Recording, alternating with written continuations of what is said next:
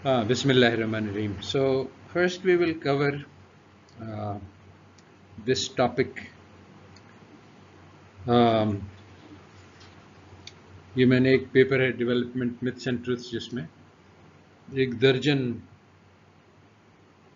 متھس جمع کی ہیں جو ہم لوگوں کو سکھلائی جاتی ہیں ویسٹرن ایجوکیشن میں. تو اس میں یہ پہلی تین تو ایک اور جگہ کورڈ ہیں, یہ دوسری تین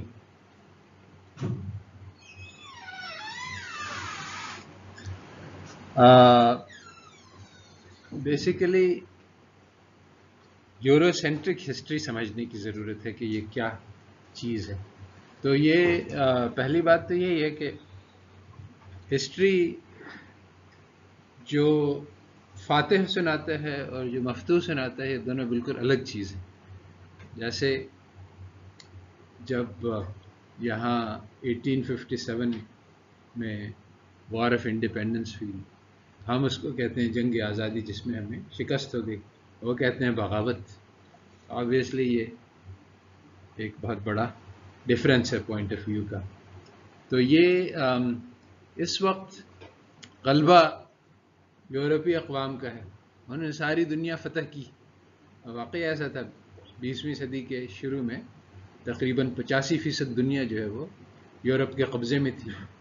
تو جب ان کے پاس قبضہ تھا تو ان کے ہاتھ میں کتاب بھی تھی اور قلم بھی تھا, تو اور ساری جگہ پہ آج بھی نظام تعلیم وہی چل رہا ہے جو ان کی کتابوں پہ مبنی ہے. تو ہم لوگ جو قصہ سنتے ہیں وہ صرف اہل مغرب کا ہے.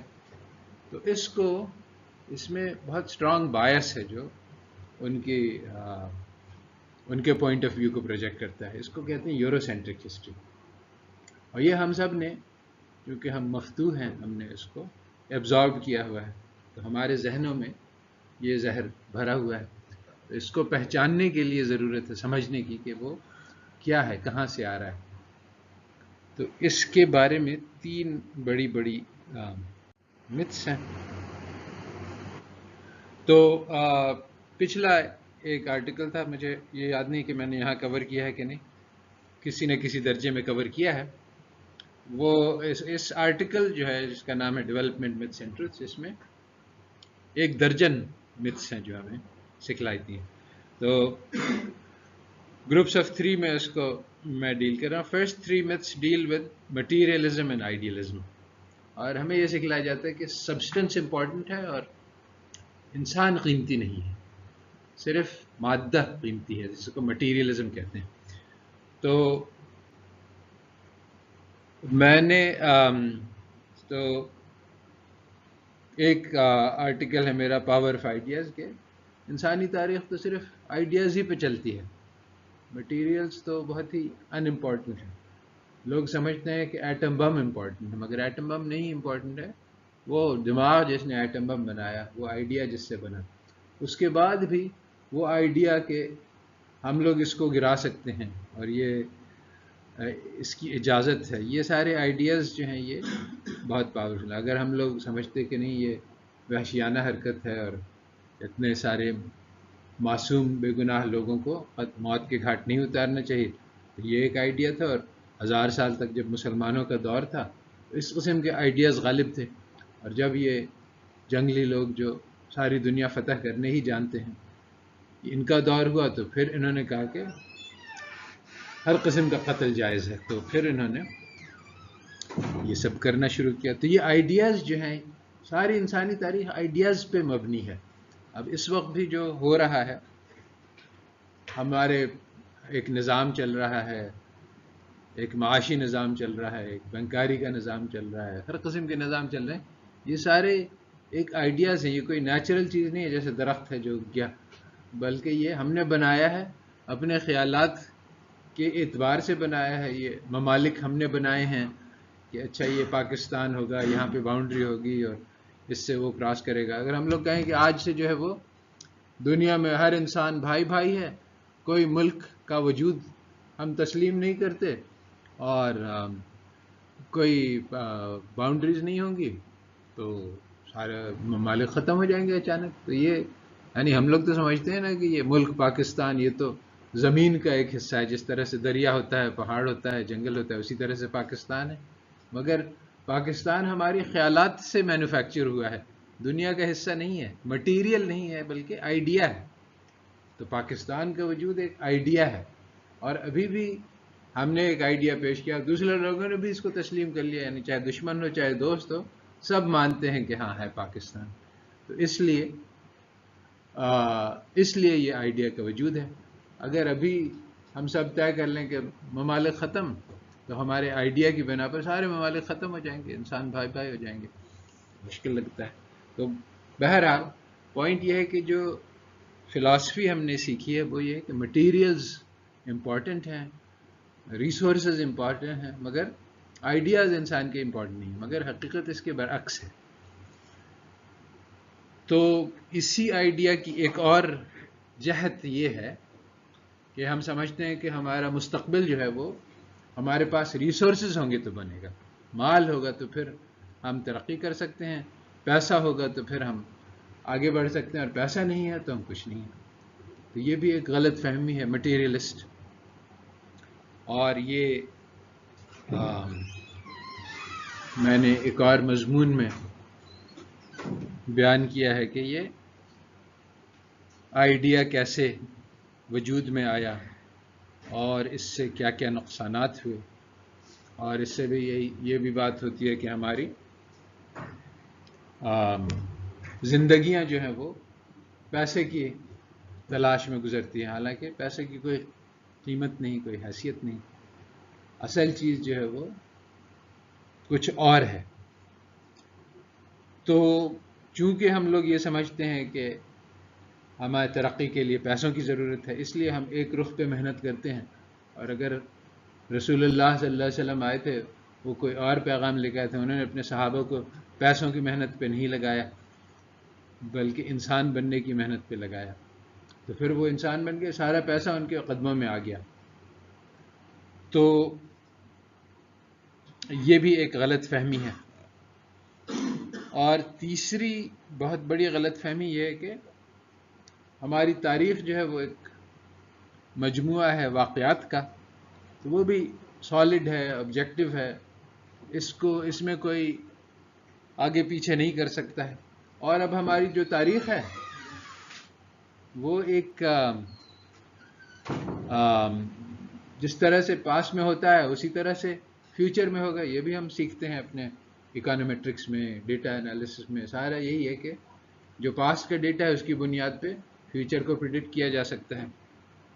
تو جو تاریخ ہے وہ ہمارا جو پاسٹ میں اگر ہماری گروتھ ریٹ 3% رہی ہے تو اگلے سال بھی اس کے لگ بھگ ہوگی. تو ہمارے پاس میں جو کچھ ہوا ہے اسی طرح سے تقریباً فیوچر میں بھی ہوگا. تو یہ دونوں چیزیں کہ ایک تو تاریخ آبجیکٹو ہے، فیکچول ہے، کانکریٹ ہے، ریٹن ڈاؤن ہے، اس میں کوئی رد و بدل کی گنجائش نہیں ہے. اور دوسرے یہ کہ وہ تاریخ ہمارا جو پاسٹ ہے وہی ہمارے فیوچر کو کرنی. یہ دونوں غلط فہمیاں ہیں.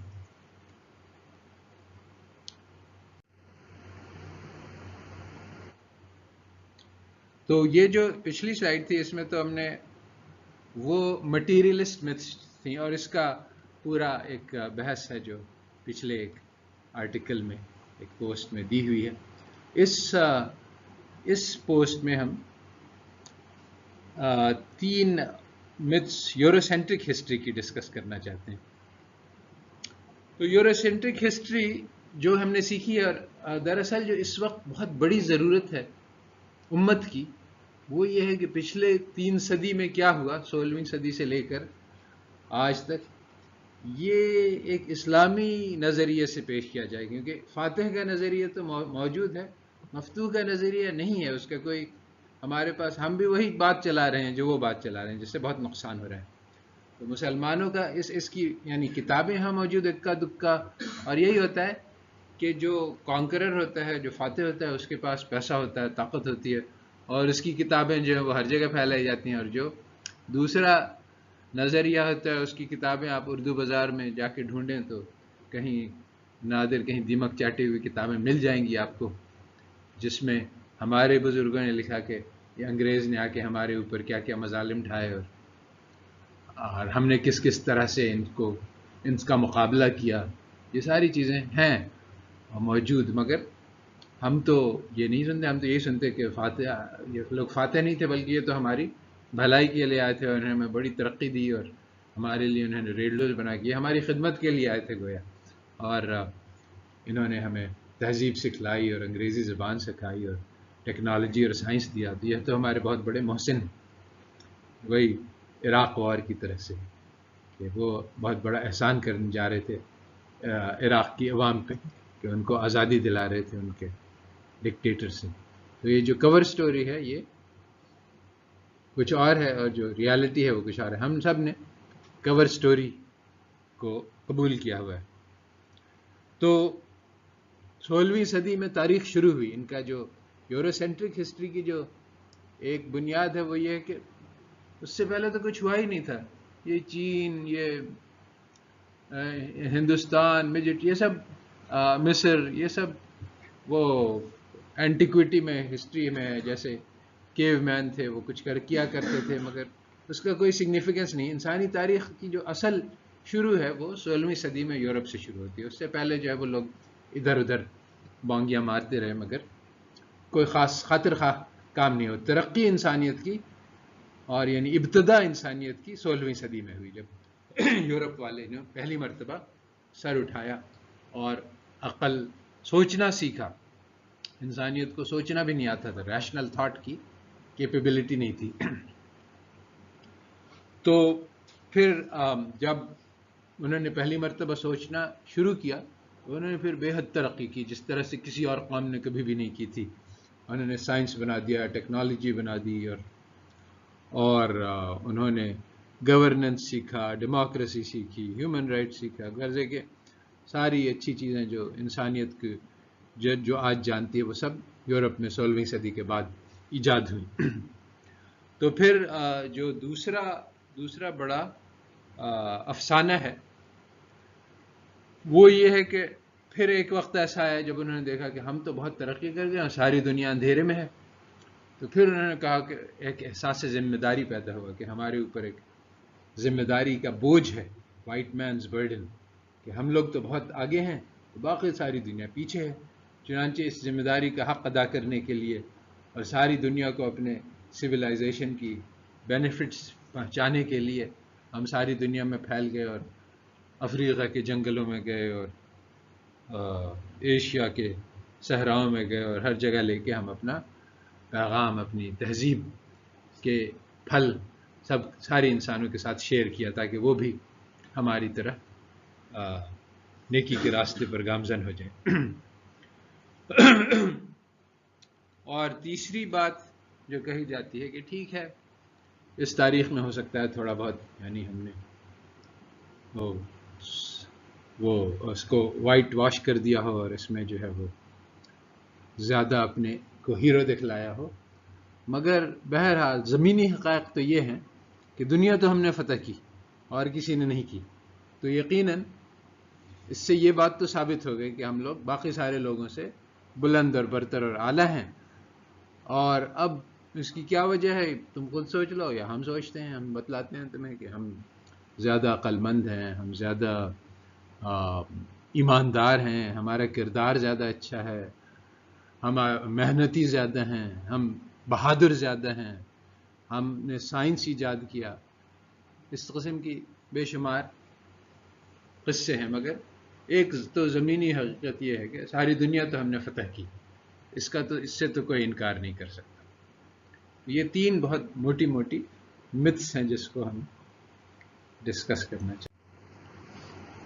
تو سب سے پہلی مت یہی کہ ہسٹری 16ویں صدی میں شروع ہوئی. تو اس میں کئی طریقے ہیں اس کے خلاف، یعنی جو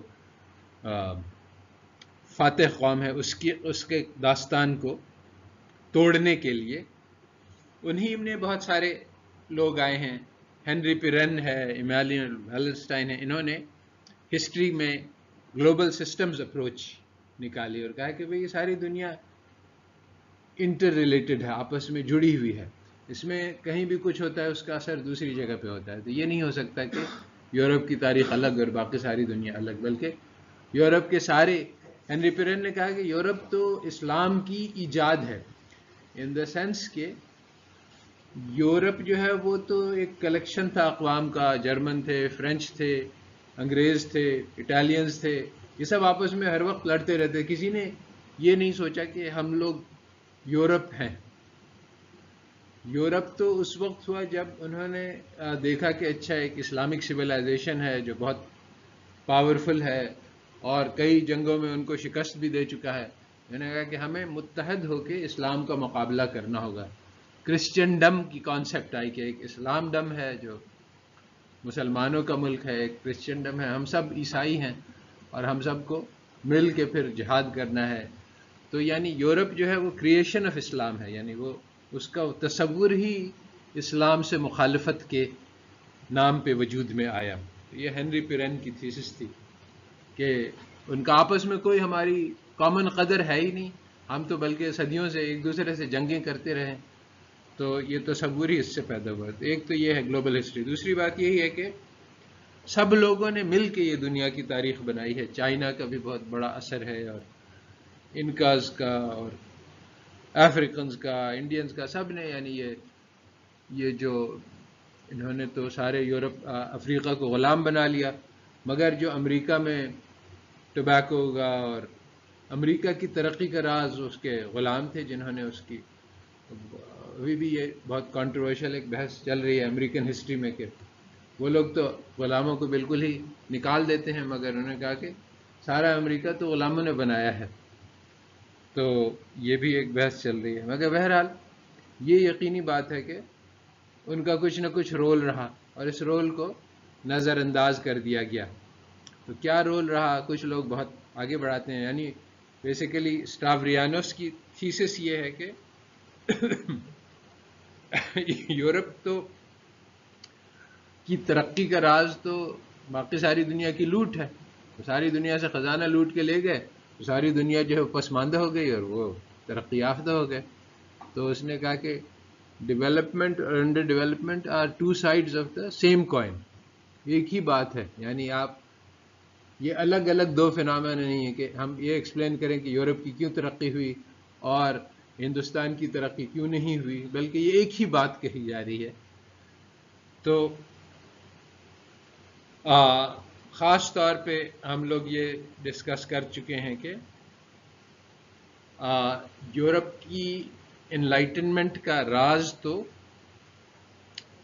وہی روشنی ہے جو اسلام کے ذریعے سے ان کو ملی، اسلامک اسپین میں۔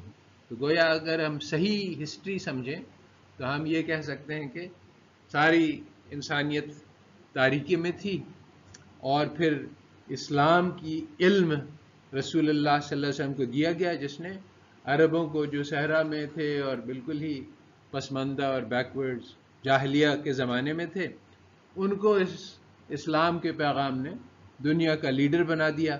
انہوں نے ایک سویلائزیشن لانچ کیا جو 1000 سال تک دنیا پر حاوی رہا، اور اس نے بے شمار ایجادات کی ہر فیلڈ میں۔ آج جو فیلڈز ہیں سب کی موجد اور بنیاد مسلمانوں ہی نے رکھی ہے، چاہے دنیاوی علوم ہوں، چاہے وہ دینی علوم ہوں، فلسفہ، ادب، ہر چیز میں مسلمانوں نے بہت ایڈوانس کیا نالج کو، اور انہوں نے ساری دنیا سے علوم اٹھائے۔ یعنی یہ مسلمان ایجاد کا وہ نہیں ہے جس طرح سے مغرب والے کے سب لوگوں کی چیزیں چوری کریں، بلکہ چینیوں سے بھی ہم نے لیا، ہندوستان سے ہم نے ان کے ریاضیات لیے اور اس کو آگے بڑھایا، چین سے ان کی ایجادات لیے، یونان کا فلسفہ لیا اور اس میں سے بہت ساری ترمیمات، بہت سی ان کی اچھی چیزیں ہم نے اٹھا کے اس کی بہت ساری آگے ترقی کی، اور بہت ساری ان کی غلط چیزوں کو رد کر کے چھانٹ دیا تاکہ فلٹرڈ صاف پانی پھر وہ لیا ہم نے۔ اور وہ اندلس کی لائبریریز میں لاکھوں کروڑوں مسلمانوں کی کتابیں تھیں جو ان کے ہاتھ آ گئیں۔ اور یہ بھی ایک ابن خلدون نے ایک تاریخ کا دستور بتلایا ہے کہ جس طرح سے انسان ہوتا ہے ایک، اور وہ بچہ ہوتا ہے، پھر جوان ہوتا ہے، طاقت پکڑتا ہے، پھر بوڑھا ہوتا ہے، اسی طرح سے سویلائزیشنز بھی ہوتے ہیں۔ یہ پہلی مرتبہ خیال ابن خلدون نے پیش کیا، اور یہ ابن خلدون کا بہت بڑا کارنامہ تھا جس کو سب لوگ آج بھی تسلیم کرتے ہیں۔ یعنی مغرب، اہل مغرب بھی کہتے ہیں کہ he was the first sociologist. Sociology, عمرانیات جس کو کہتے ہیں، وہ ہے تاریخ سویلائزیشنز کی. اس سے پہلے کبھی کسی نے نہیں سوچا تھا کہ صدیوں کے پیمانے پہ ہم ایک ہی چیز کو دیکھیں. جیسے ایک انسان ہے، آپ کہیں کہ اچھا یہ بچہ ہے تو یہ الگ چیز ہے، اور یہ جوان ہے یہ الگ چیز ہے، یہ دونوں ایک ہی چیز کا رخ ہیں، اور اس کے بچپن میں جو ہوا اس کا جوانی پہ اثر ہوگا، اور جوانی کا اثر بڑھاپے پہ ہوگا. یہ ہمیں یعنی ایک انسان کے لیے تو آبویس سی بات ہے، نیچرل ہے، مگر ایک سویلائزیشن میں بھی اسی قسم کے قوانین لگتے ہیں. یہ خیال پہلی مرتبہ ابن خلدون کو آیا، چنانچہ اس نے سویلائزیشنز کو آرگینک طور پہ اسٹڈی کیا، اور اس کے بعد اب اسی کو علم کو سوشیالوجی کہتے ہیں کہ. اور آج اور اس کو بہت سارے لوگوں نے، ٹوائنبی نے خاص طور پہ اپریشیٹ کیا کہ ہسٹری آف رائز اور فال آف سویلائزیشنز کا مضمون ہی ایجاد کیا. تو اس میں جو بنیادی بات تھی. ہاں لیکن سر یہ بات ہے کہ اسلام کی جو ٹیچنگ ہے وہ اس وقت تک ہوگی، اس بات کی جب خود ہم اس کے اصولوں سے ہٹ جائیں. ویسے تو نہیں ہو سکتا نا کہ ابھی وہ تو فالو کرتے رہیں اور وہ اس بات کا شکار ہو جائے. اب جو قوانین ہیں عروج اور زوال کے، یہ بہت سارے لوگوں نے اسٹڈی کیے ہیں کہ وہ کون سے اصول ہیں جس سے سویلائزیشن اوپر چڑھتا ہے، اور وہ کون سے اصول ہیں جس سے وہ نیچے اترتا ہے. اور اسلام کے علاوہ بھی بہت سارے سویلائزیشنز رہے ہیں جو عروج اور زوال ہے. اور بعض لوگوں نے کہا کہ اسلامی سویلائزیشن کے اصول الگ ہیں، جیسے اقبال نے کہا کہ الگ ہے ترکیب میں وہ ہاشمی، قوم ہاشمی. تو بہرحال یہ ایک الگ بحث ہے. اس وقت جو ہے وہ ہم لوگ یہ بات کہہ رہے ہیں کہ ابن خلدون نے کہا کہ جو بھی ہو، وہ پہلے بچہ ہوتا ہے تو اس نے کہا کہ جو نئی نسلیں ہیں، جو پھر جوان ہوتا ہے، اس وقت اس کے پاس طاقت ہوتی ہے، پیسہ ہوتا ہے، سب دولت ہوتی ہے. پھر بڑھاپے میں سویلائزیشن کیا ہوتا ہے کہ وہ عیاشی میں مبتلا ہو جاتے ہیں، اور پھر ان کے پاس طاقت کم ہو جاتی ہے، اور پھر کوئی جوان ابھرتی ہوئی تہذیب جو کہ بربر ہوتے ہیں، عموماً انسیولائزڈ ہوتے ہیں، مگر ان کے پاس وہ طاقت ہوتی ہے، تو وہ جا کے لڑائی کر کے جو ہے وہ پرانے سویلائزیشن کو تباہ کر دیتے ہیں، اور وہ پھر سے یہ سائیکل از سر نو شروع ہو جاتی ہے. تو یہ ایک سکلکل تھیوری آف ہسٹری ہے. تو بات یہی ہے کہ 700 سال تک اندلس کی تہذیب مسلمانوں کی رہی، جس میں ایک پیریڈ ان کی جوانی کا تھا اور بڑھاؤ کا تھا، اور پھر آخر میں تنزل کا پیریڈ آ گیا. اور اس اندلس کی تہذیب میں پھر بہت ساری عیاشی تھی، اور مسلمان جو ہیں وہ ہر قسم کے چیز میں مبتلا تھے. تو جب یعنی ایک قصہ آیا ہے کہ جب یہ اسپینیئرڈز ان پہ حملہ کرنے کی تیاریاں کر رہے تھے، تو وہ یہ اشعار لکھ رہے تھے وہ کہ ہم کیسے تمہارا کل جو ہے وہ قلعہ خما کریں گے، اور ہمارے آباء و اجداد نے کیا کیا کارنامے کیے تھے، بجائے اس کے کہ ہتھیاروں سے تیاری کریں. تو پھر ان کا وہی حشر ہوا جو کہ ہر قوم کا حشر ہوتا ہے. مگر تو یہ جب انہوں نے قبضہ کر لیا اندلس پہ، تو ان کے ہاتھوں میں یہ لاکھوں کتابیں آ گئیں، اور اس سے پھر یورپ میں انلائٹمنٹ شروع ہوا. تو گویا وہ اسلام ہی کا نور تھا جو یورپ تک پہنچا. کیونکہ اس میں ایک اہم بات یہ ہے کہ اسلام کے بڑے بڑے حصے ان تک نہیں پہنچے. جو اسلام کا جو اصل ہے وہ تو کردار سازی، انسان سازی ہے، وہ ان تک نہیں پہنچا.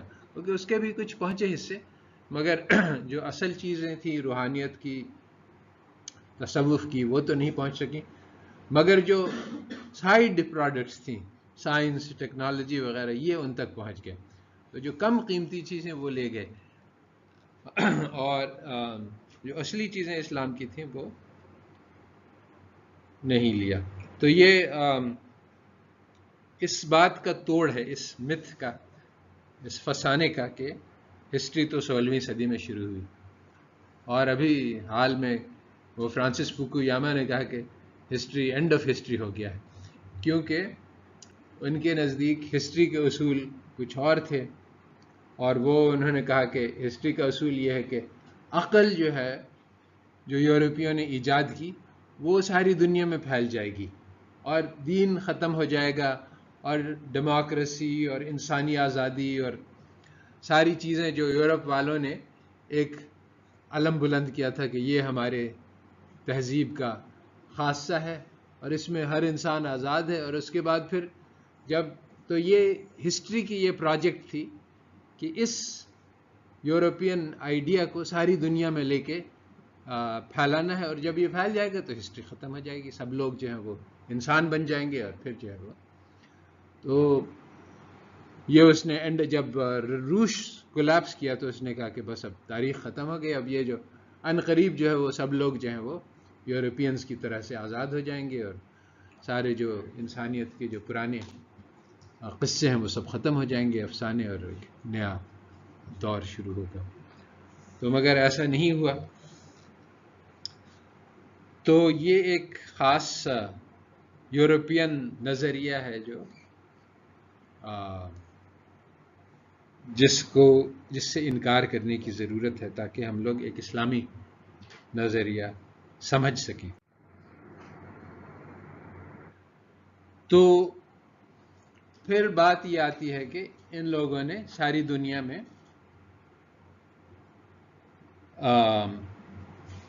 کیسے کیوں پھیلے, یعنی یورپین چھوٹا سا خطہ ہے, ان کو کیا ضرورت پیش آئی تھی کہ ساری دنیا جا کے فتح کرتے, اور یہ انہوں نے کیسے کیا. تو ان کا یہی کہنا ہے, اور بات بظاہر عقل کے مطابق لگتی ہے, کہ ان کو ساری دنیا سے پر فوقیت حاصل تھی, تو انہوں نے اپنی تہذیب کا جو ہے وہ فائدہ دوسروں کو پہنچانا چاہا.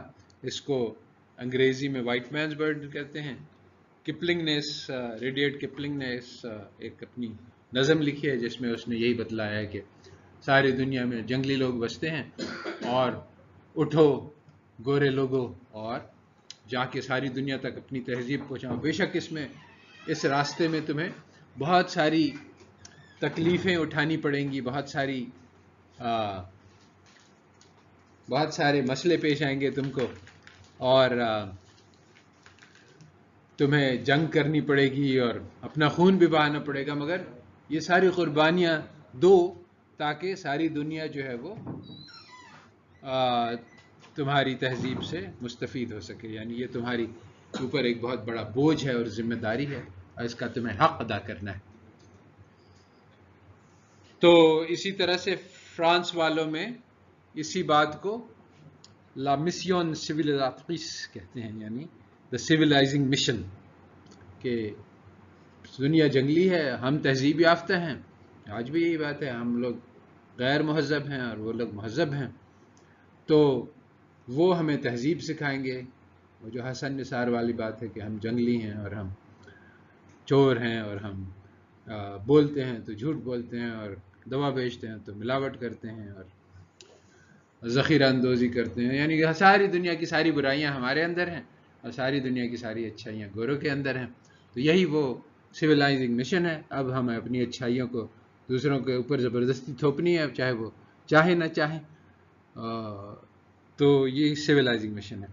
تو اب یہ جو ہے یہ متھ, اس کا علاج, اس زہر کا علاج نکالنا ہے, تو ہمیں ڈھونڈنا پڑے گا کہ حقیقت کیا تھی, یہ کیوں کیسے یہ دنیا میں کیوں یہ لوگ پھیلے.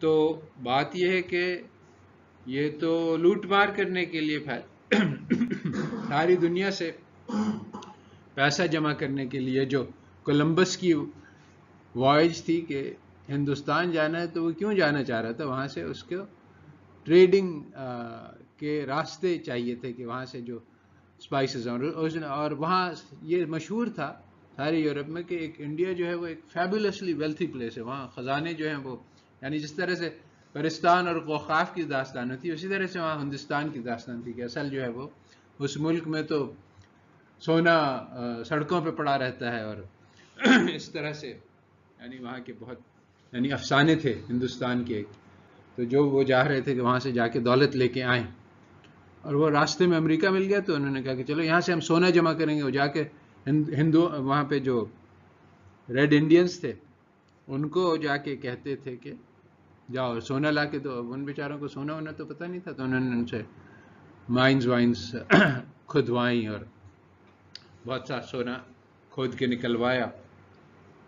تو یہ تو سونا جمع کرنے کے لیے دنیا میں پھیلے تھے، اور اس کے لیے انہوں نے یعنی ان کو یہ پتہ چل گیا کہ ان کے پاس بندوقیں ہیں تو، اور دوسرے لوگوں کے پاس نہیں تھی. جب کولمبس وہاں پہنچا تو پہلی مرتبہ تو اس نے کہا کہ یہ اراواک ٹرائب ہے، یہ بڑے مہمان نواز ہیں، ہم لوگ پہنچے تو یہ ہمارے لیے تحفے اٹھا کے لے آئے، اور انہوں نے ہمارا بہت خیر مقدم کیا اور ہماری بہت یعنی بہت ہماری کھانا وانا کھلایا، سب کچھ مہمان نوازی کی. اور میں نے دیکھا کہ ان کے پاس تو کوئی خاص ہتھیار ہے نہیں، تو 50 آدمی بندوقیں لے کے آ جائیں تو ان سب سارے ملک کو غلام بنا سکتے ہیں، اور یہی کیا اس نے. تو یہ تو یعنی جس کو اسی کو وہ کہتے ہیں تہذیب یافتہ ہونا. تہذیب یافتہ کا مطلب ہے کہ قبضہ کر لو ساری دنیا پہ، جس کے پاس کم طاقت ہے اس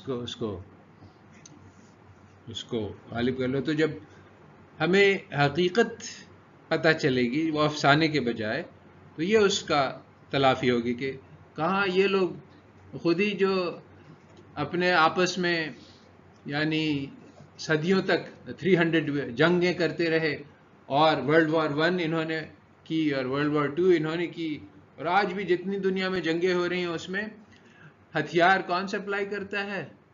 یورپ اور امریکہ. اور آگ کون لگاتا ہے؟ بہت سے لوگوں نے جنہوں نے گہری اسٹڈی کی ہے انہوں نے کہا کہ یہ تو ساری جنگیں جو دنیا میں ہو رہی ہیں سب پروفٹس کی خاطر ہونی ہیں. ہم لوگ سمجھتے ہیں کہ کوئی عقیدہ ہے اور کوئی دوسرا عقیدہ ہے، یہ سب افسانے ہیں جو انہوں نے بنائے ہیں تاکہ ہتھیار بیچ سکیں. ابھی جو ہے وہ یہ قطر کے خلاف محاذ بنا تھا، ایران کے خلاف محاذ بنا تھا. ایران عراق کی وار ہوئی تھی، اس میں امریکہ دونوں طرف ہتھیار بیچ رہا تھا. ابھی یہ قطر اور اس کو خلاف محاذ بنا تو عربستان کو ان لوگ نے $500 بلین آف آرم بیچے، اور وہ قطر کو $60 بلین آف آرم بیچے، اور یہ دونوں سامنے ہوئے، آمنے سامنے باتیں. تو ان کا کام تو ہے یہ ہتھیار کے مینوفیکچرر ہیں، ہتھیار بیچتے ہیں، اور جنگیں ہوتی ہیں تو ان کے ہتھیار بکتے ہیں. ٹیررزم والے جو ہیں ان کے سارے ہتھیار بھی وہی امریکہ ہی سے آتے ہیں، یا پھر روس سے آتے ہیں، یا دوسری جگہوں سے آتے ہیں. ہم لوگ خود تو ہتھیار بناتے نہیں ہیں. تو یہ جو حقیقت ہے جو ان کے سویلائزنگ مشن کی، وہ تو بہت ہی ہولناک ہے. اور اب یہ قصہ چونکہ کسی قدر ان کا زور ٹوٹ رہا ہے، اس لیے دوسری باتیں جو کہی گئی ہیں وہ بھی اب جو دوسرے لوگوں نے جو مغلوب ہوئے انہوں نے جو قصے سنائے ہیں، اور کچھ ان کے بھی حقیقت پسند تاریخ دان ہیں انہوں نے بھی لکھنا شروع کر دیا ہے. تو اب یہ باتیں سامنے آ رہی ہیں. جیسے یہ ششی تھرور نے لکھا ہے ایرا آف ڈارکنیس، جس میں اس نے ہندوستان کے اوپر جو برٹش رول تھا اس کی حقیقت بتلائی ہے. ہم لوگ کو تو یہ بتلایا کہ وہ ہم نے سویلائز کیا تہذیب، مگر اصل جو اس میں ہوا ہے جو انہیں جس طرح سے بے دردی سے یہاں لوگوں کو قتل کیا، کہ جب بنگال پہ ان کا قبضہ ہوا تو وہ علاقہ جو اس وقت دنیا میں سب سے زیادہ فصل اگانے والا تھا، وہاں لاکھوں لوگ جو ہیں وہ فیمن سے مر گئے، کیونکہ انہوں نے اتنا وہاں سے ٹیکس ایکسٹریکٹ کیا کہ وہاں کے جو گورنر ہے اس کو بھی اپنے زیور بیچنے پڑے، اور عوام کے پاس سے سارا وہ اٹھا کے لے گئے. کیوں؟ کہ ان کو بیچ کے اسے پیسے بنائے. تو چنانچہ کئی فیمنز ہوئے اسی وجہ سے کہ وہ سارا یہاں سے مال اٹھا کے لے جاتے تھے، اور لوگوں کا کوئی خیال نہیں کرتے تھے کہ یہاں کے لوگوں کو کھانے اتنا تو رہ جائے کہ یہ کھائیں. کیا کہ لوگ بہت ہیں، نئے آ جائیں گے، اس لیے مر جائیں تو کوئی بات نہیں. تو ایک کتاب ہے کنگ لیوپولڈز گوسٹ، اس میں کنگ لیوپولڈ آف بیلجیم کی داستان سنائی ہے کہ بیلجین کانگو میں کیا کیا ہوا. تو انہوں نے کہا تو کہ ہم لوگ ایک کرسچن سویلائزنگ مشن پہ جا رہے ہیں کہ سارے یہاں کے افریقیوں حبشیوں کو ہم سویلائز کریں اور ان کو کرسچن ایتھکس سکھلائیں. اور اس نے کہا کہ کرسچن ایتھکس یہ ہوتے ہیں کہ ہم لوگ کام کرتے ہیں تو ہمیں پیسے ملتا ہے. تو اب ان لوگوں کو تو کام کرنا آتا نہیں ہے, تو ان کو زبردستی کام پہ لگا دیا اس طرح سے کہ بیوی بچوں کو وہ قید کر لیتے تھے, آدمی کو کہتے جاؤ کام کرو نہیں تو ہم ان کو قتل کر دیں گے. اور پھر اس کا کوٹا ہوتا تھا کہ جا کے وہ ربر ٹریز, وہاں زیادہ پیداوار تو نہیں, ربر ٹریز سے وہ ربر نکال کے لاتا تھا. اگر وہ اپنا کوٹا پورا کر کے لے آتا تھا تب تو اس کو چھوڑ دیتے تھے اگلے دن کے لیے, اور اگر نہیں کرتا تھا اس کا ہاتھ کاٹ دیتے تھے اس کی بیوی بچوں کے سامنے, اور وہ بلیڈ کر کے مر جاتا تھا. اس طرح سے 10 لاکھ ملینز آف کانگولیز جو ہے ان کو قتل کر دیا گیا, اور اس طرح سے ان کو کرسچن ایتھکس سکھلائی گئی. تو اسی نام پہ یعنی یورپ میں کہا گیا کہ ہم لوگ یہ کام کر رہے ہیں, ہم لوگ بہت خیر کا کام کر رہے ہیں, اور جو حقیقت تھی وہ کچھ اور تھی. تو یہ تو ابھی چند کتابیں آئی ہیں, کالونائز اینڈ ایکسٹرمنیٹ, یہ فرینچ میں ہے, اور ایک برٹش کتاب ہے the Britain's gulag, the brutal end of empire in Kenya. اور اس طرح کی بہت ساری کتابیں آ رہی ہیں کہ ایمپائر میں اصل میں کیا کیا ہوا. اور انہوں نے گولاگ تو یہ ایک رشین ٹرم ہے جہاں ان لوگ نے کانسنٹریشن کیمپ بنایا تھا اور لوگوں کو بہت تکلیف پہنچائی تھی. تو انہوں نے کہا انہوں نے قوم کو کانسنٹریشن کیمپ میں بند کر دیا اور ان کو ہر قسم کی تکلیف پہنچائی, اور ایسی ایسی یعنی دردناک تکلیفیں کہ ناقابل یعنی تذکرہ. تو یہ پرانی بات نہیں ہے بلکہ ہمارے سامنے میڈلن البرائٹ نے ٹی وی پہ کہا, ابھی بھی آپ اس کا وہ ٹریس کر سکتے ہیں, یوٹیوب پہ مل جائے گا. اس سے پوچھا گیا کہ بھئی ہاں ٹھیک ہے ہمارے عراق میں کچھ پولیٹیکل انٹرسٹ تو ہیں, مگر اس میں لاکھوں بچے مر گئے ہیں عراق کے, تو کیا یہ جسٹیفائڈ ہے, یہ بہت بڑی قیمت ہے, از دا پرائس ورتھ اٹ. تو اس نے کہا کہ ہاں ہے تو مشکل سوال, مگر ہاں اٹس ورتھ اٹ. یعنی 50 ملین, 500,000 چلڈرن کو قتل کر کے اپنے پولیٹیکل گولز کو حاصل کرنا, یہ ایک فیئر قیمت ہے جو ہم ادا کر سکتے ہیں. تو اسی طرح سے یہ ٹائیگرز والی مووی ہے, اس میں دکھلایا ہے کہ نیسلے جو ہے وہ ساری دنیا میں اپنا پاؤڈر ملک بیچتا ہے, اور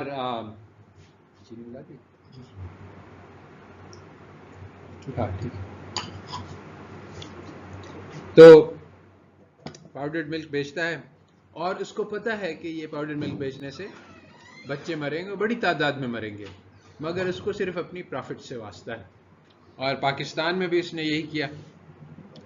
یہ لوگ سگریٹس کی جب اپنے ملک میں لاز بنا رہے تھے کہ ہم یہاں سگریٹس نہیں بیچیں گے, اسی وقت یہ دوسرے ملکوں کو مجبور کر رہے تھے کہ سگریٹ پہ ٹیکسز کم کرو تاکہ ہماری جو ٹبیکو کمپنیز جو ہیں وہ ان کی پروفٹس نہیں کم ہو جائیں.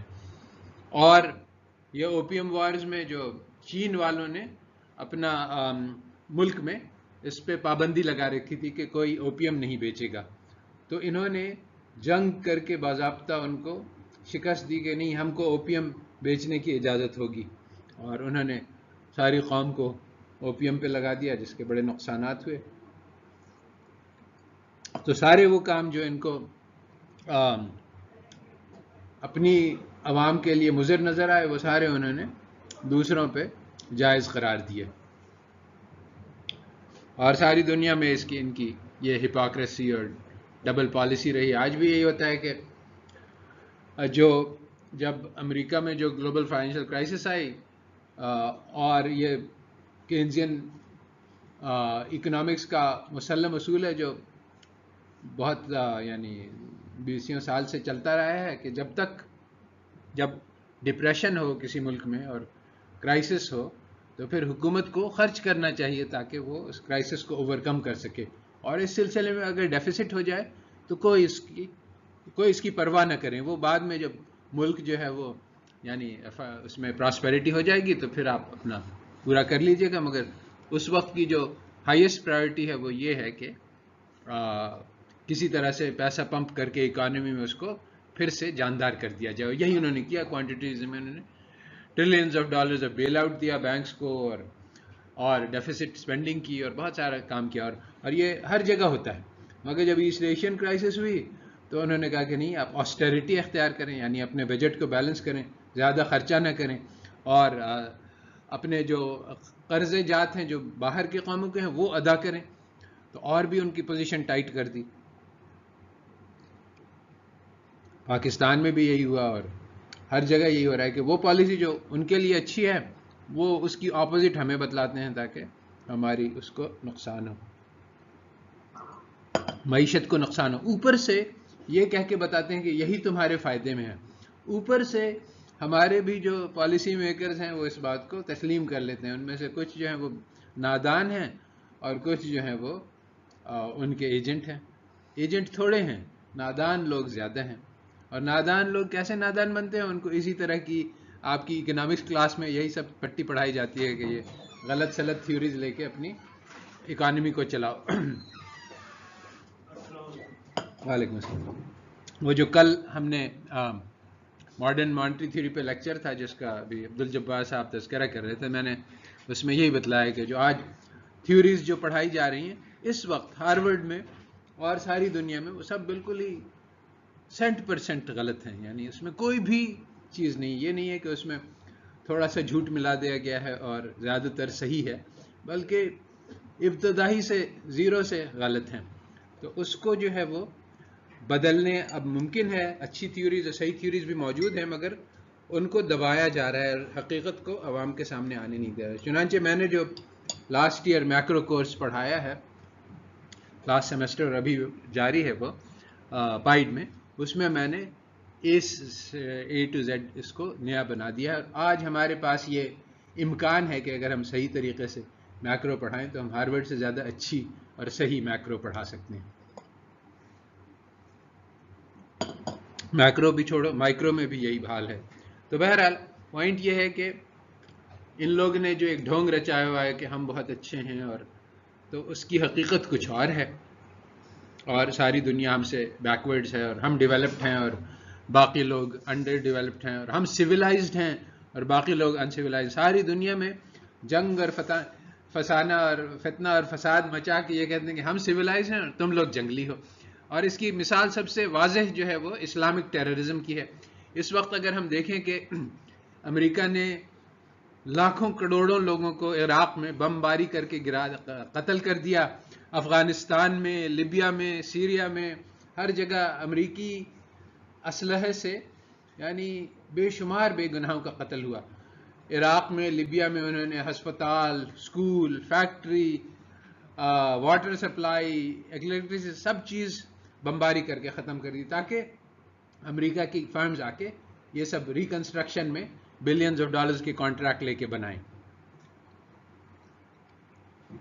کسی نے کہیں پہ آواز نہیں اٹھائی کہ یہ تم کیا کر رہے ہو. ایک یعنی 2-3 مسلمانوں نے, ایک وہ فرینچ جرنلسٹ جس نے ظلم کیا تھا, جس نے وہ اینٹی اسلامک کارٹون وغیرہ بنائے تھے, اس کو جا کے انہوں نے اڑا دیا. اوپر سے یہ بات تھی کہ یہ لوگ الجیریا میں تھے, جہاں الجیریا میں الجیرینز تھے, ان کے خاندانوں پہ فرینچ نے حکومت کی تھی, اور انہوں نے ایسے ایسے مظالم ڈھائے ہیں الجیریا پہ کہ ہم لوگ سوچ نہیں سکتے. یہ جو زرقہ فلم بنی ہے نا یہاں پرانی, اس میں اس کا کچھ آیا ہے کہ کیسے وہ لوگ یعنی دردناک قسم کی سزائیں دیتے تھے مسلمانوں کو جو ان کے خلاف بغاوت کرنے کی کوشش کرتے تھے. تو وہ لوگ اس کا بھی بدلہ چکا رہے تھے. مگر بہرحال یہ ایک چھوٹا سا واقعہ ہوا جس میں 10-15 لوگ ان کے فرینچ مارے گئے. تو ساری دنیا کے پریزیڈنٹس جمع ہو گئے اور عالم اسلام کو برا بھلا کہا گیا.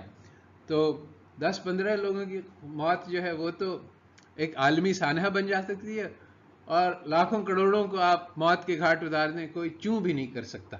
تو یہ ہے جو یعنی جو پروجیکٹ کیا جا رہا ہے کہ ساری دنیا اس وقت جو ہے وہ, اس کا سب سے بڑا مسئلہ یہ ہے کہ اسلامک ٹیررسٹ موجود ہیں, اور جو حقیقت ہے وہ سب کی آنکھوں کے سامنے ہے, اس کا کوئی تذکرہ ہی نہیں ہوتا. تو آخری بات یہ ہے سیکرٹس آف یورپین کانکویسٹ کہ آخر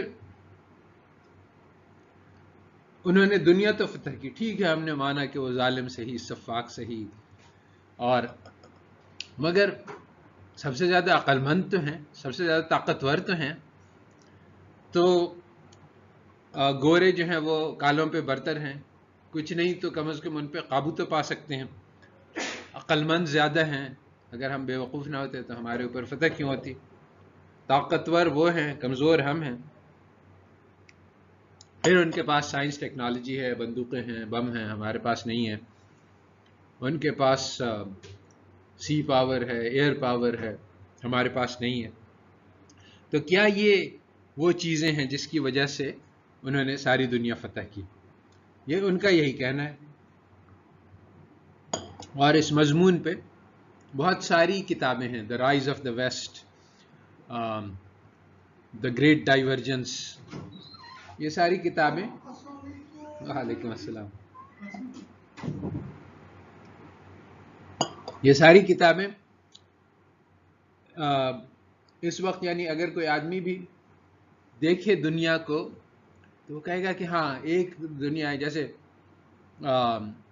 ناروے ہے یا سوئٹزرلینڈ ہے، وہاں جو جی این پی پر کیپٹا ہر انسان کے پاس $9,000 ہوتے ہیں، اور جو سب سے غریب ترین ممالک ہیں وہاں $9 ہوتے ہیں، تو 1000 گنا کا فرق ہو گیا ہے.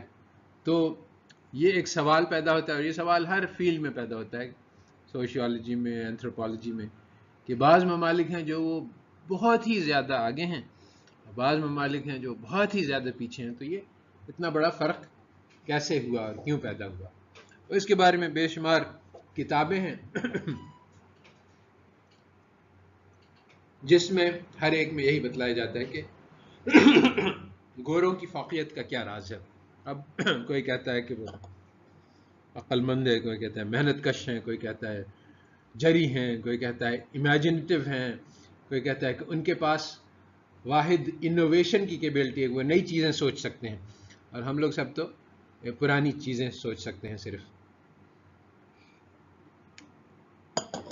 اور ظاہری بات ہے کہ جو اچھی صفات ان کے پاس ہیں ان کی منفی صفات ہمارے پاس ہیں، یعنی فرق تو اسی وقت ہوگا نا کہ وہ نئی چیزیں سوچ سکتے ہیں، ہم صرف پرانی چیزیں سوچتے ہیں، وہ محنت کش ہیں تو ہم کاہل ہیں، سست ہیں، اگر وہ بہادر ہیں تو ہم بزدل ہیں. یہ ساری چیزیں کہی گئی ہیں باضابطہ، یعنی یہ ساری گالیاں ہمیں دی جا رہی ہیں تاکہ اس کو جسٹیفائی کیا جائے کہ وہ ہم سے آگے ہیں، اور ہم بھی اس بات کو تسلیم کر لیتے ہیں. چنانچہ وہی وہ حسن نثار والی مثال. تو اب اس کا بھی ہمیں توڑ نکالنا ہوگا کہ اصلی کیا راز ہے، کیوں انہوں نے فتح پائی. اگر واقعی ایسا ہے جیسا کہ ہم لوگوں کو مشکل ہوتی ہے ماننے میں، کیونکہ ہم غلامانہ ذہنیت سے پلے ہیں کہ ہم بھی انسان ہیں وہ بھی انسان ہیں، جتنے عقل مند وہ ہیں اتنی ہی عقل مند ہم ہیں، ان میں بھی بے وقوف لوگ ہیں، ہمارے پاس بھی بے وقوف ہیں، بلکہ اکثریت تو بے وقوفی ہوتی ہے. جیسے کہ کسی نے کہا تھا کہ جمہوریت کے بارے میں اس نے بہت خوبصورت شعر کہا ہے کہ احمقوں کے حق میں کچھ قانون جاری کیجئے، اکثریت میں ہے ہم مردم شماری کیجئے. تو ڈیموکریسی کا تو قاعدہ ہی ہے کہ بیوقوف لوگ غالب آئیں گے. تو جن لوگوں نے اس کا تجزیہ کیا ہے، اور کئی لوگوں نے اس کا تجزیہ کیا ہے کہ آخر کیوں یہ گورے لوگ یہ مغربی اقوام ساری دنیا پہ غالب آ گئے، کیا یہ واقعی اس وجہ سے تھا کہ ان کے پاس سائنس اور ٹیکنالوجی زیادہ تھا، کیا واقعی اس قسم کی باتیں تھیں جو وہ ہمیں بتلا رہے ہیں کہ یعنی وہ زیادہ بہادر تھے، زیادہ عقل مند تھے، ان کا سائنس ہم سے زیادہ بہتر تھا. تو جن لوگوں نے تجزیہ کیا ہے وہ بس ایک حیرت انگیز نتیجے پہ پہنچے ہیں، اور وہ یہ ہے کہ ان کا کہنا ہے کہ جو یورپ کے غالب آنے کا راز ہے وہ ان کی بربریت ہے. وہ جتنا زیادہ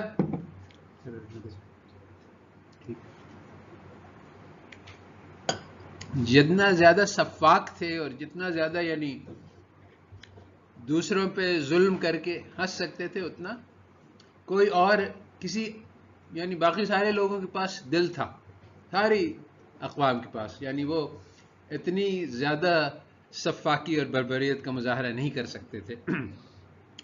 تو ان کے ہاں کچھ خاص باتیں تھیں جو یورپ میں تھیں جو اور کہیں نہیں ملتی ہیں، اور وہ یہ کہ ان کے ہاں جنگوں کو اچھی چیز سمجھا جاتا تھا کہ لڑائی لے کے کر کے جو ہے وہ فتح حاصل کرو.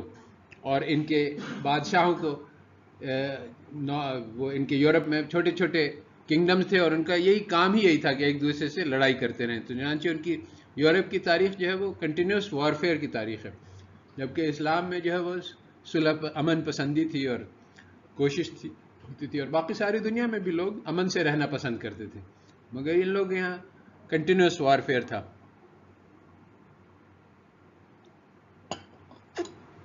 تو ان کے ہاں یہ بھی تھا کہ یہ لوگ ان کے ہاں یہ ریسسٹ فلسفہ تھا کہ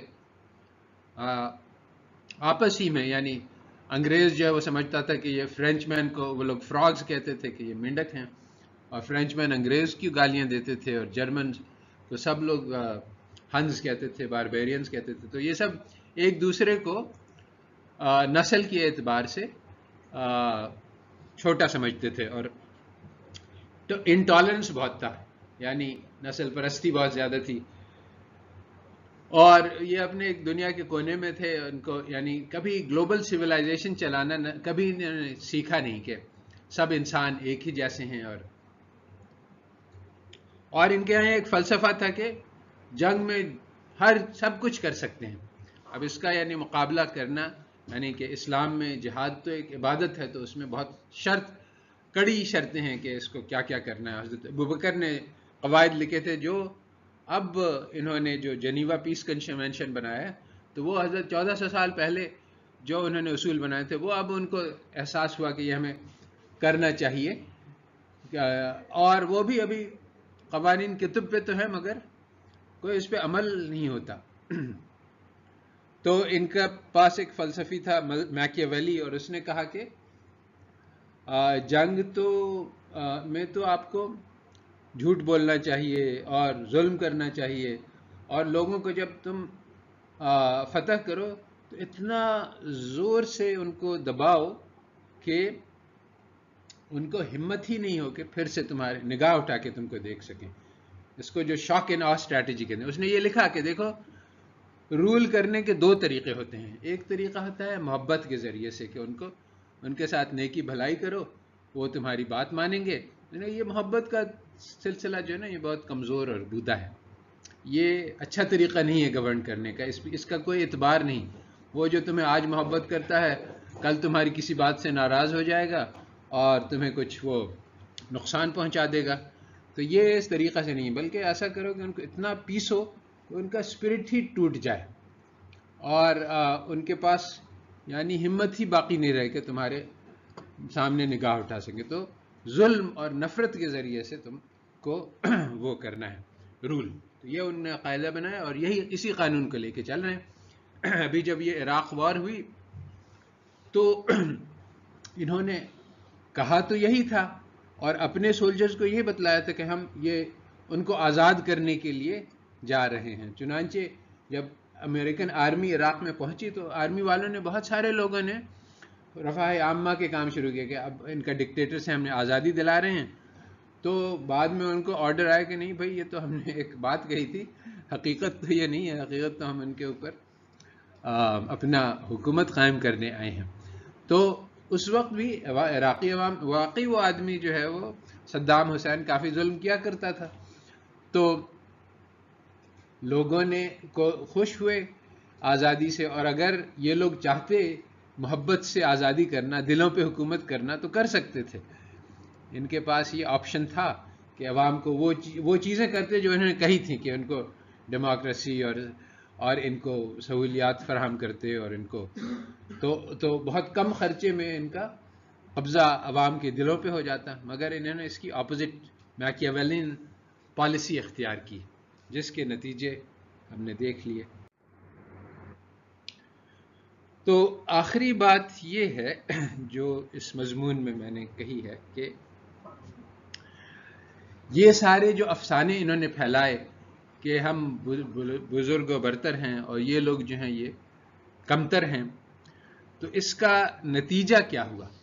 یعنی یہ افسانے اس لیے انہوں نے پھیلائے کہ ان کو اپنی گلوبل کانکویسٹ کو ایک خوبصورت شکل دینی تھی۔ جو اصل چیز تھی حقیقت لوٹ مار کی، وہ تو ناقابل سماعت تھی۔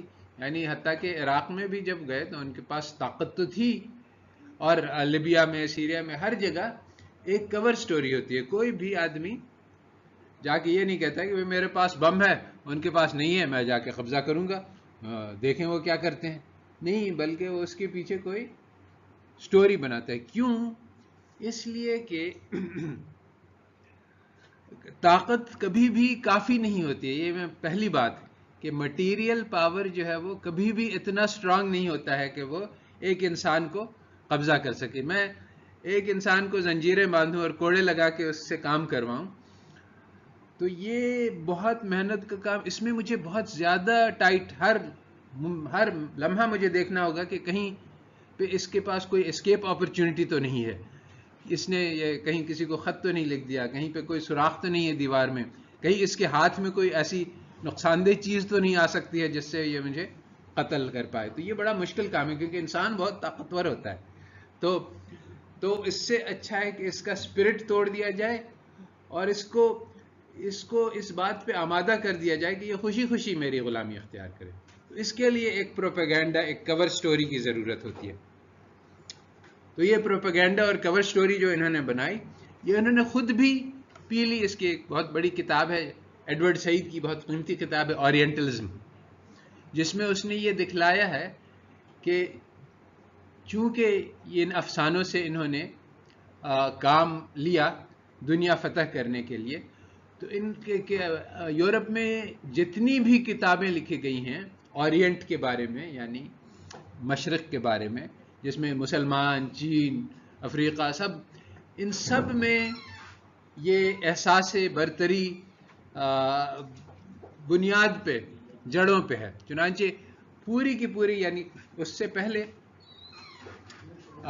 یورپ میں اور امریکہ میں ڈپارٹمنٹ آف اورینٹل سٹڈیز ہوتے تھے، اور یہ پوری فیلڈ اینتھروپالوجی کی، اس کی بنیاد یہ تھی کہ گورے لوگ تو صحیح سویلائز لوگ ہیں، باقی جو ٹرائبز ہیں وہ بیکورڈز ہیں، تو وہ جا کے ہم اسٹڈی کریں گے کہ یہ ان کی بیکورڈنس کس قسم کی ہے، کوئی خصوصی کمزوری، یعنی یہ لوگ انسان سے جس طرح سے بندر ہوتے ہیں اور وہ دوسری وہ ہوتے ہیں، اسی طرح سے یہ جو باقی اقوام ہیں یہ پورے انسان نہیں ہیں، ان کے اندر ہر قسم کی یعنی کوئرکس ہیں۔ تو جا کے اسٹڈی کریں کہ یہ اس قبیلے کے کیا صفات ہیں، اس قبیلے کی کیا صفات ہیں۔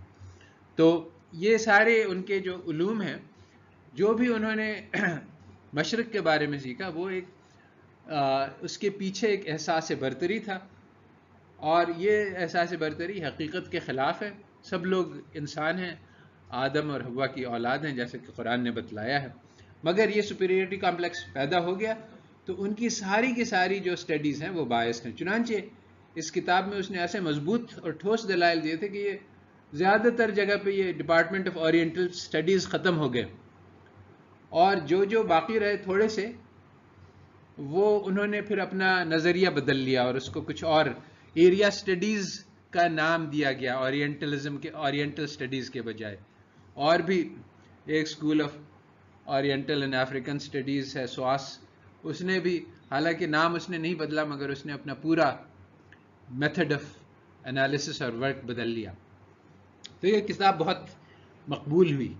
اس کی جو دوسری جہت ہے، دوسری رخ ہے، وہ یہ ہے کہ جو ان کے ہاں احساس برتری پیدا ہوا، وہ ہمارے یہاں احساس کمتری پیدا ہوا، اس کی بھی تجزیے کی ضرورت ہے۔ وہ نہیں کیا گیا ہے اس طرح سے، اس انداز سے جس طرح سے اس کی ضرورت ہے۔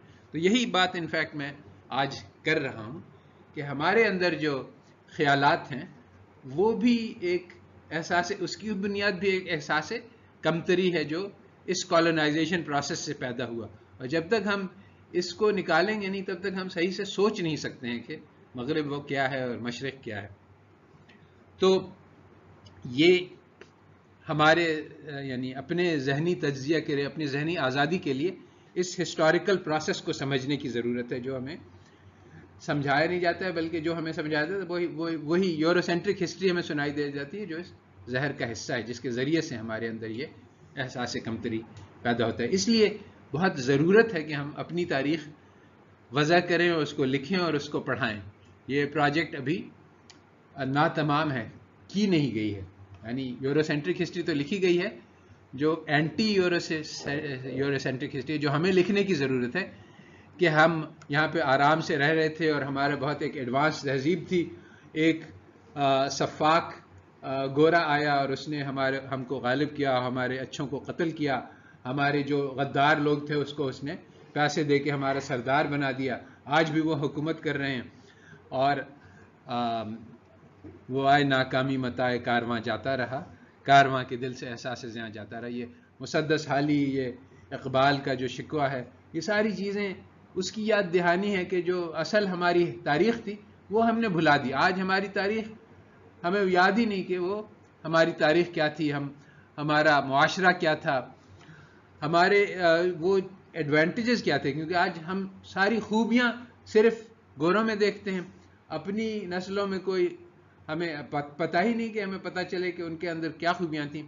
تو جو موٹی موٹی باتیں ہیں وہ یہ ہے کہ ہمارے اندر معاشرے میں ایک ذمہ داری کا احساس تھا کہ سارے پاکستان کے بچے ہمارے بچے ہیں، اور ان کو پڑھانا، ان کی صحت، سب چیز کا خیال رکھنا، یہ ہماری ذمہ داری ہے. یہ وہ بنیاد تھی جس پہ ہمارا معاشرہ قائم تھا، اور ہم نے اس کو بہت ہی خوبصورتی سے ادا کیا. یہ ایکچولی ہوتا تھا. کسی بچے کو پیسے نہیں لانے پڑتے تھے کہ مجھے پڑھاؤ، اور ہاں نہیں بھی تم تو غریب کے بچے ہو، تم نہیں پڑھ سکتے. تو آج ہم نے اس کو ایسا تسلیم کر لیا ہے کہ جیسے کہ یہ فطرت کا قانون ہے کہ ایسا تو ہوتا ہی ہے، اور ہم یہ بھول گئے کہ کوئی اور طریقہ بھی ہے معاشرت کو چلانے کا. تو جو اسلامک اکنامکس جس کا ہم وجود میں لانا چاہ رہے ہیں، جو آج ہمارے اسلامک اکنامکس کی موٹی موٹی ٹیکسٹ بکس ہیں کہ ہمیں اسلامک اکنامکس یہ ہے کہ ہم کیپٹلزم کی نقل اتار لیں، وہ یہ نہیں ہے. بلکہ اسلامک اکنامکس کی بنیاد یہ ہے کہ معاشرے میں ہر انسان ہمارا بھائی ہے، اور ہر خاندان کی ضروریات کو پورا کرنا میرا اور تمہارا فرض ہے. یہ اس کا تصور بھی نہیں ہے ان کی اکنامکس میں. اس کے باوجود ہمارے لوگ کہتے ہیں کہ اسلام is equal to capitalism plus zakat minus interest. تو یہ جو ہے وہ بہت بڑی غلط فہمی. کیوں؟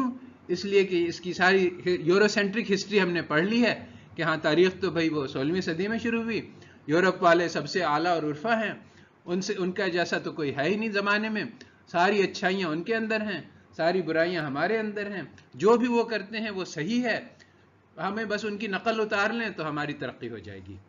یہ وہ نظریات ہیں جس پہ ہماری اسلامک اکنامکس بھی چل رہی ہے، ہماری اکنامک پالیسی جو سیکولر ہے وہ بھی اسی لائن پہ چل رہی ہے. تو جو اصلی اسلامک اکنامکس ہے وہ ریولوشن ہے، وہ انقلاب ہے جو رسول اللہ صلی اللہ علیہ وسلم لے کے آئے تھے. اور اس کی موٹی موٹی بات یہ ہے کہ جو طاقتور ہے اس کو اللہ تعالیٰ نے طاقت اس لیے نہیں دی ہے کہ وہ کمزور پہ ظلم کرے، بلکہ اس لیے دی ہے کہ وہ کمزور کی مدافعت پہ آئے. یہ ایک بالکل ہی عجیب تصور تھا، کسی نے کبھی یہ سوچا ہی نہیں تھا. لوگ یہی سمجھتے ہیں کہ میں طاقت ہے. درندگی کا قانون جو آج رائج ہے کہ جس کے پاس طاقت ہے وہ جو مرضی آئے کرے، کوئی اس سے کوئی سوال نہیں پوچھ سکتا، اور جو کمزور ہے وہ کچھ بھی کرنا چاہے تو اس کا جو ہے فوراً پکڑ ہو جائے گی. تو اسی طرح سے رسول اللہ صلی اللہ علیہ وسلم نے تعلیم دی کہ جو قوم کا سردار ہے وہ دراصل ان کا خادم ہے. یہ بھی ایک ریولوشنری انقلابی تصور تھا. بھلا بتاؤ، میں قوم کا سردار ہوں تو میں سردار اور خادم یہ تو اپوزٹ چیزیں ہیں. خادم تو سب سے نیچے والا ہوتا ہے اور سردار سب سے اوپر والا ہوتا ہے. تو یہ کہنا کہ سردار خادم ہے، یہ ایک انقلابی نظریہ تھا. اور یہ کہ سب انسان بھائی بھائی ہیں، اور یہ کہ یعنی نہ عرب کو عجم پہ فوقیت ہے، نہ کالے کو گورے پہ، یہ بھی ایک انقلابی نظریہ تھا. تو یہ سارے انقلابی نظریے لے کے آیا تھا اسلام، مگر آج مسلمان ہی یہ ساری چیزیں بھول گیا ہے. ہاں الفاظ میں باقی ہیں، ہماری کتابوں میں لکھے ہوئے ہیں، ہم تاریخ کو اسٹڈی کریں تو ہمیں نظر آتے ہیں کہ ہاں مسلمانوں نے ایک زمانے میں یہ کیا تھا، مگر آج ہمارے ذہن پہ بھی نہیں ہے. بلکہ میں جب یہ باتیں کہتا ہوں، کہتے ہیں لوگ یہ تو ایک آئیڈیل چیز ہے اور آج یہ تو ہو ہی نہیں سکتا اور کوئی انسان ایسا کر ہی نہیں سکتا. تو دراصل جو ہاں صحیح ہے، مسلمان کی اسلام کتابوں میں رہ گیا اور مسلمان قبروں میں رہ گیا. تو یہی بات ہے کہ اسلام اجنبی بن کر آیا تھا، اجنبی بن جائے گا. تو آج بھی اسلام کے اس سے یعنی یہ وہ چیز نہیں ہے کہ اس پہ ہم افسوس کریں، بلکہ یہ وہ چیز ہے جو کہ ہمیں امید دلائے کہ اسلام کی جو تعلیمات ہیں آج بھی وہ اتنی ہی انقلابی ہیں جتنی 1400 سال پہلے تھی. آج مسلمان نے اس کی طرف توجہ ہی نہیں دی. آج تو ہم لوگ مغرب کے راستے پہ چلنے کی کوشش کر رہے ہیں. آج بھی اگر ہم اسلام کی تعلیمات کو سمجھ لیں، کیونکہ ہم نے سمجھا نہیں، اور اس کو اختیار کریں، تو آج بھی وہ ہماری زندگیوں کو ویسے ہی بدل سکتی ہیں جیسے کہ انہوں نے 1400 سال پہلے سب سے کمتر اور سب سے نیچی قوم کو سب سے اونچا کر دیا تھا. تو آج کمزوری ہمارے اندر ہے کہ ہم نے اس چیز کی طرف التفات ہی نہیں کیا، اس انقلابی پر، بلکہ ہم لوگ آج جہل مرکب میں مبتلا ہیں، جو ہمارے بزرگوں نے بتلایا تھا. جہل مرکب کہتے ہیں، جہل کہتے ہیں کسی چیز کو نہ جاننے کو، اور جہل مرکب کہتے ہیں اگر کسی چیز کو کوئی شخص نہیں جانتا ہو اور وہ سمجھا کہ میں اس کو جانتا ہوں. تو آج تو جب وہ جہل کا تو علاج ہے، وہ آدمی جانتا ہے کہ میں نہیں جانتا ہوں، وہ سیکھ لے گا. جہل مرکب مرض لا علاج ہے، کیونکہ آج مسلمان یہ سمجھ کہ اسلام تو میرے پاس ہے ہی موجود، وہ تو میری جیب میں ہے، میراث میں مجھے مل گیا، اس میں اگر کوئی فائدہ ہوتا تو ہم لوگ یہ حال میں نہیں ہوتے جو ہم دیکھ رہے ہیں. چنانچہ اسلام تو بیکار ہے ہمارے لیے. تو آج ترقی کیا ہے؟ وہی جو مغرب ہمیں بتلاتے ہیں، وہ ہماری ترقی کا راز ہے. تو ہم اسلام تو چونکہ پہلے ہی سے ہم جانتے ہیں، اس میں تو ہم نے بچپن سے قرآن پڑھتے آئے ہیں، پیدائش کے وقت ہمارے کان میں اذان ڈالی گئی تھی، تو اسلام تو ہماری گھٹی میں پلا ہوا ہے. اس میں تو کوئی اگر فائدے کی چیز ہوتی تو ہم دیکھ لیتے، مگر ہے ہی نہیں، تو ہم پہلے ہی سے جانتے ہیں. تو یہ خیال کہ ہم پہلے ہی سے اسلام کو جانتے ہیں، یہی سب سے بڑی غلطی ہے. تو جناب یہ میرا خیال